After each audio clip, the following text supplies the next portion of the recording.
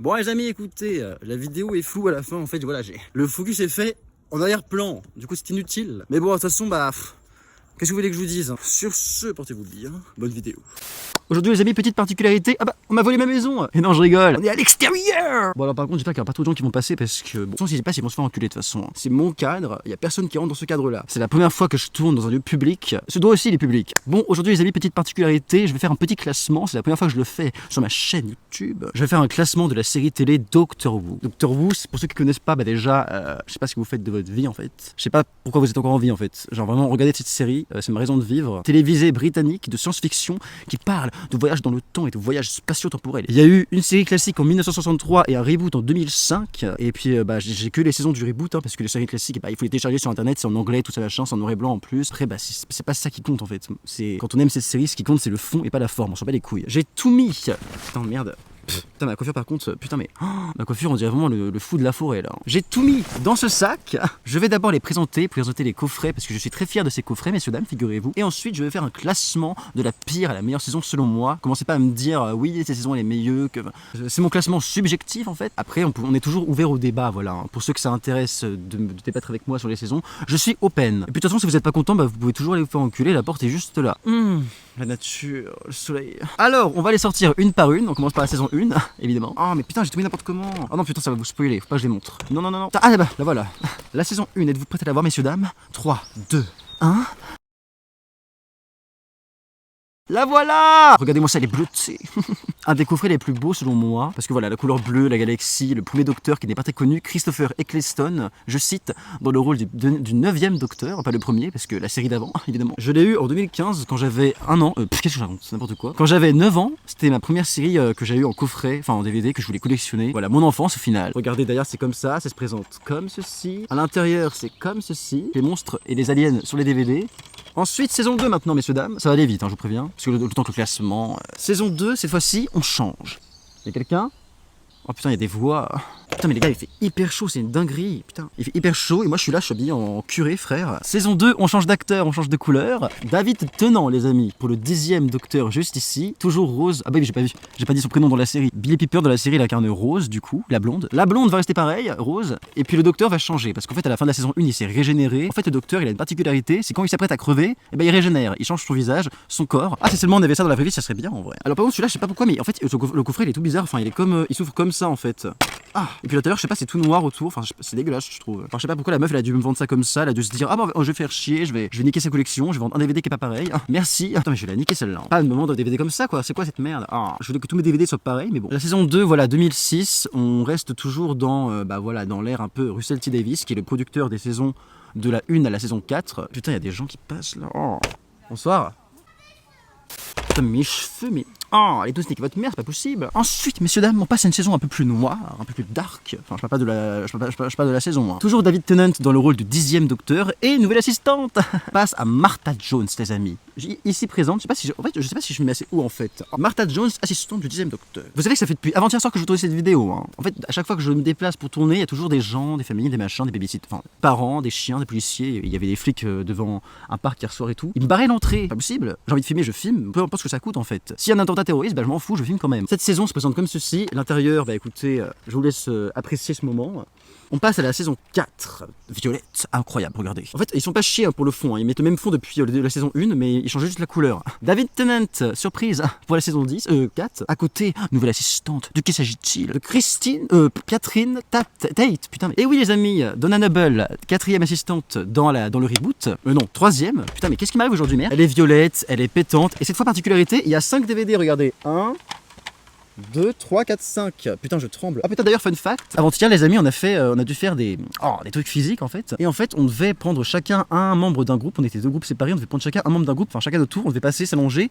Et les 4 membres du groupe, ils devaient tenir cette personne. Un tenait le bras, un tenait la jambe, un tenait la tête. On devait les masser en gros. Et moi, comme je suis hyper stressé de nature et que je suis un gros stressé, eh bien, je faisais que trembler. Et bien j'arrêtais pas de trembler en fait pendant que on tenait le bras du mec. Et au bout d'un moment en fait je pensais tellement à ne pas trembler que je tremblais encore plus. Ce qui fait que au final j'ai tremblé comme Parkinson et à la fin ils se sont tous relevés à chaque fois en mode ah putain j'étais trop relaxé, c'était incroyable et tout. J'étais sur un fleuve en Égypte voltant sur une fleur sucrée d'eau magnifique colorée. Bonjour.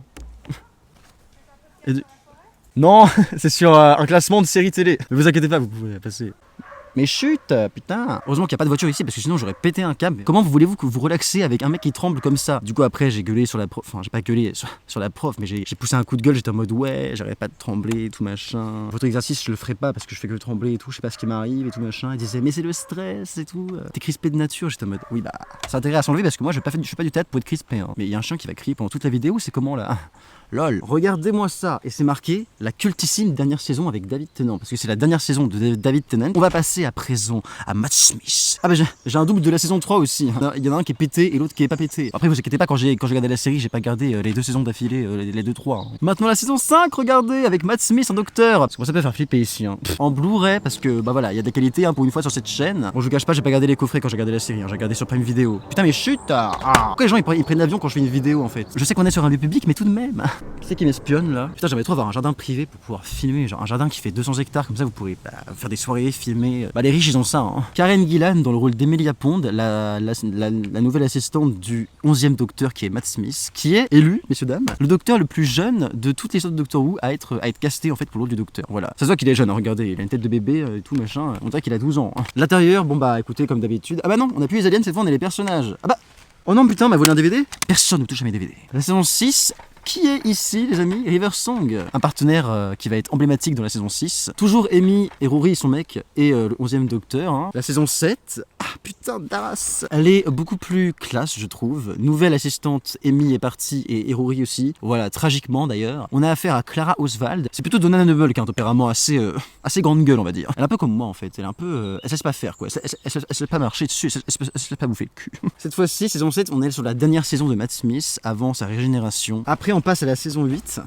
Saison 8 qui est juste ici. Ah bah qu'est-ce qui s'est passé? Le docteur a pris un coup de vieux les amis. Non, on a affaire à Peter Capaldi cette fois qui est un docteur âgé comme vous pouvez le voir. Et toujours Clara Oswald, hein, écoutez. Peter Capaldi qui a fait 3 saisons lui aussi, 8, 9, 10, qui viennent. La 9, voilà, et petite particularité sympathique, elle s'ouvre comme de la sorte. Et puis c'est très beau je trouve à l'intérieur, regardez. Ça fait ça et quand on ferme, ça fait ça. Et quand on ferme, ça fait ça. Saison 10, la dernière saison avec Peter Capaldi. Cette fois j'adore, ça fait un peu effet Kemva un peu Pixar. Nouvelle assistante Bill Potts, Clara est partie. On est sur la dernière finale, le final de Peter Capaldi et franchement, son final est intense. Son début est pas ouf, mais son final est intense. Alors il y a 13 saisons de Doctor Who, voire 14 qui sont en train de se faire là actuellement, mais j'ai que les 11 saisons en DVD. Saison 11, celle-là c'est la plus belle. Qu'est-il arrivé au genre du Docteur? Eh ben c'est devenu une femme. Et oui c'est possible, à partir de 2020, là où les gens se sont offusqués parce que c'était une femme, pardon. Bon moi j'ai arrêté la saison à partir de ce moment-là, mais c'est pas parce que c'était une femme, hein, c'est parce que j'ai décroché, hein, c'est tout. Déjà à partir du moment où on change le logo, déjà c'est mauvais signe déjà. Bref, maintenant on va arriver au classement les amis. Oh là là, je tremble, je suis excité là. Ouf. Et c'est pas Donna qui m'excite. Hein. J'ai pas vu la 9 et la 10 entièrement, ni la 11. Ces 3 là, je les ai pas vus en entier, du coup je ne peux pas les classer, ça serait totalement injuste vis-à-vis des autres. Je vais pas classer les 3 épisodes comparés à 13. Donc on va classer seulement de la 1 à la 8. Voilà, je suis un chieur, mais c'est comme ça. Alors en 8ème place les amis, je mets la saison 8. C'est pas que j'aime pas le mood de ce docteur, c'est qu'on est sur un docteur beaucoup plus sur des épisodes qui sont beaucoup plus introspectifs, qui touchent beaucoup plus sur le psychologique et l'introspection. Darkness. Putain, j'arrive pas à parler, c'est pas possible. Heureusement que je fais pas une conférence pendant 3 heures. C'est juste que voilà, je trouve que ces épisodes après les saisons 7, 6, 5 tout ça machin, il y a vraiment un coup dans le cul en fait. Déjà les débuts de Peter Capaldi ne sont pas vraiment ouf hein. La meilleure saison de Capaldi c'est connu pour être la 9 avec son final intense que je n'ai pas vu. C'est pas que j'aime pas Peter Capaldi mais c'est que la saison 8, il montre clairement pas le meilleur de lui-même. J'ai pas réussi à accrocher en fait. Je sais pas comment dire, j'ai pas réussi à accrocher. Désolé Peter, mais bon. En 7ème position les amis, ça a beau être David Tennant, un docteur que j'adore et qui est pour moi emblématique de la série. Ce qui m'a le plus saoulé dans cette saison, c'est, je pense que c'est aussi la platitude des épisodes. Ils étaient un peu trop, je pense, ils étaient beaucoup trop enfantins à mon goût. L'alchimie entre Rose et le docteur, on passe d'une alchimie amicale dans la saison 1 à vraiment amoureuse et romantique entre les deux dans la saison 2 et je sais pas, ça m'a saoulé, ça m'a fait chier. Rose elle m'a fait chier. C'est bon, on n'est pas sur bonnesamaritaine.com là. J'ai pas trop aimé leur relation amoureuse et je trouve qu'ils mettaient beaucoup trop l'accent sur ça. Les épisodes étaient un peu trop enfantins. Putain, mais les gens ils doivent se dire mais qu'est-ce qu'il faut avec tous ces coffrets DVD, ils sont en train de nous vendre un... Oula, ça fait un bruit trop mignon, En 6ème place, désolé hein, mais je vais mettre la saison 3. J'ai beaucoup aimé ce fil de saison. Comment on appelle ça?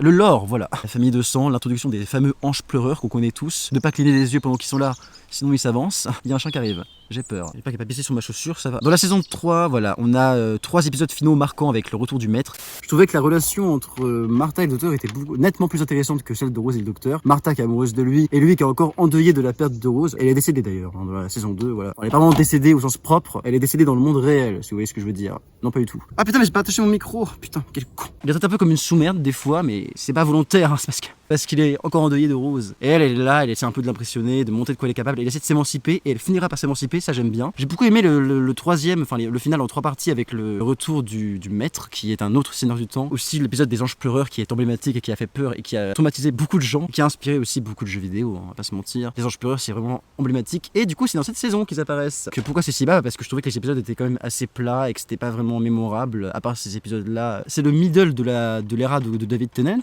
mais c'est pas non plus mémorable. En top 5, la saison 5, lol. Ah bah, c'est un envers. J'ai beaucoup aimé le côté imaginaire où Amy, son assistante. Pourquoi je dis assistante? Partenaire. Assistante, ça fait vraiment genre assistante de bureau quoi. Et voilà, dans l'autre coup, c'est pas assistant, c'est partenaire. Merde à la fin. Et bah, elle voit quand elle est petite, quand elle a 8 ans, le docteur apparaît chez elle et pense que c'est un ami imaginaire parce qu'il ne revient pas après plein d'années, avant ses 20 ans, je crois. Donc quand elle le retrouve, il y a aussi ce côté magique, la Podorica à la fin qui fait très épique, très mythologique. Il y a ce côté aussi imaginaire et féerique dans la saison 5 qu'on trouve pas forcément dans la saison suivante. J'ai beaucoup aimé, mais c'est pas pour moi la meilleure saison de Matt Smith. En numéro 4, j'ai mis... Putain, j'ai mis quoi déjà? Ah putain, merde, j'ai oublié de parler de ça. Bah du coup c'est les deux finales de Matt Smith avec le jour du docteur et le du docteur. Bon bah celle-là on va le classer, bon on le classe pas celui-là, il est dans la saison 7, ok? C'est vrai, il est dans la saison 7 en plus. En numéro 4, qu'est-ce qu'on met les amis? Bien je vais mettre la putain de saison 1. La saison 1, le reboot de 2005 qui pour moi a lancé vraiment ma passion pour cette série. J'ai commencé cet épisode quand mon père m'a acheté le coffret. Je connaissais un peu la série avant mais c'est cette saison qui m'a fait donner envie d'avoir tous les autres coffrets suivants. Christopher Eccleston qui pour moi est un putain de bon docteur mais qui est resté qu'une seule saison. Voilà, j'ai le seum. Ah, il y a un chien qui arrive me dire bonjour. En fait il s'entendait pas trop bien avec le reste de l'équipe je crois, avec Russell T Davies ou l'équipe de production je sais plus et du coup il a dû partir parce qu'il était saoulé et il a raison. Chut. Et mérite sa place de numéro 4. Ça c'est le traumatisme de centaines de personnes qui ont vu Doctor Who ça. En 3e place sur le podium, la saison 7. Peu de gens disent que la saison 7 mérite le podium. Et bien moi je vais vous dire un truc moi. Les épisodes spéciaux avec le jour du docteur et l'heure du docteur où on voit le retour de David Tennant avec Matt Smith. Ces épisodes finaux ont suffi à me faire booster mon avis sur la saison 7. Au début, sans ces épisodes finaux là, je l'aurais classé en je sais pas top 5-6. Mais les épisodes finaux ont fait vraiment tout le charme, toute la nostalgie de la perte de Matt Smith. Et vraiment j'ai failli chialer quand il est parti. Vraiment c'est cette saison qui m'a fait vraiment sentir le manque de Matt Smith quand il est parti. Quand j'ai commencé la saison 8, c'était la saison 7 qui me manquait en fait. Et c'est là que je me suis dit putain mais la saison 7 elle m'a vraiment marqué le cul. Bonjour. Putain, je savais pas qu'il y avait autant de gens qui se baladaient ici. L'arrivée de Clara, que j'ai beaucoup aimé aussi. Je commençais un peu à me lasser de la relation Amy et Rory, même si leur fin était vraiment tragique et horrible. Vraiment, Donna et Clara, c'est mes assistants préférés, je pense. Maintenant, numéro 2, les amis, super. Numéro 2, évidemment, la saison 6. La meilleure saison de Matt Smith à mon goût. Pourquoi? Bah déjà...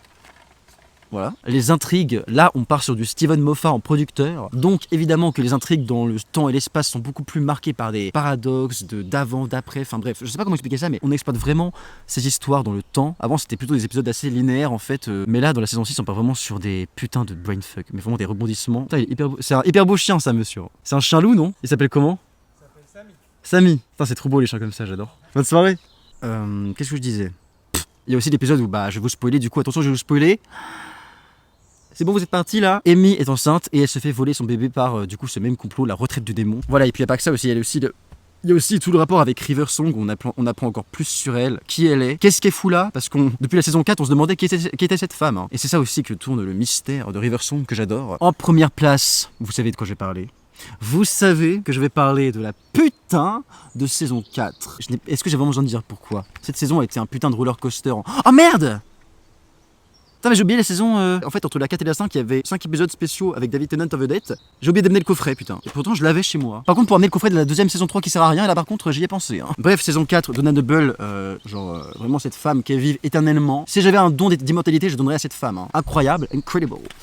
David Tennant son grand final, il y a plein d'émotions, il y a de la tristesse et vraiment de la torture psychologique au moment où Donna est part, vraiment j'étais dans le mal le plus possible. Les meilleurs épisodes sont dans cette saison là, hein. Les épisodes très flippants, j'aime bien ce qui est flippant, avec la bibliothèque des ombres, le Vashtanerada. L'épisode dans le train avec l'esprit, enfin le fantôme, le monstre qui possède Ciel Silvestri, c'est incroyable. Ces épisodes-là, je me suis chié dessus et c'est ça que j'aime en fait. Du grand final, digne de ce nom, avec tous les anciens compagnons du docteur qui sont tous réunis, incroyable. Et vraiment, ça vaut le coup d'être classé comme, enfin d'être catégorisé comme un final épique en fait. J'ai joui 2 fois, voilà. C'est la fin de cette vidéo. Allez vous faire enculer. Vous me direz ce que vous en pensez, n'hésitez pas à mettre des commentaires pour savoir si vous êtes d'accord avec moi ou pas. Hein. J'ai envie de débattre avec vous.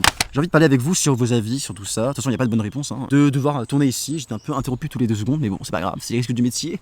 Bref, en tout cas, tout ce que je vais dire pour l'instant, c'est bye tout le monde. Abonnez-vous, lâchez un commentaire et lâchez un pouce bleu marine. Je m'en dis devant vous. Bonne soirée à tous.